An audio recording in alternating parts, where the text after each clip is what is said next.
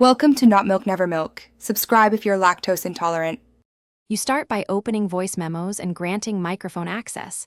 That's essential so the app can capture sound. Once done, make sure Do Not Disturb is on to prevent call noises. This preserves a clean take.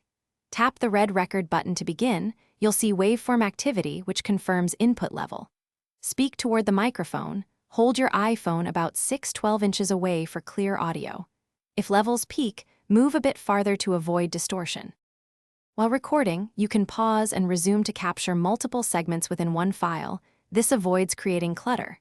After you stop, tap Save to keep the take, or choose Retake if you need a fresh start. This preserves audio quality and version control. Use the three-dot menu to trim, replace, or enhance with built-in effects, and duplicate before heavy edits when you want a backup. Once satisfied, rename the memo so you can find it quickly later. Finish by trimming or replacing sections to tighten the recording. Voice Memos offers fade and precision scrub to eliminate silences. Once edited, tap Share to send the M4A via AirDrop, messages, mail, or save to files for backup.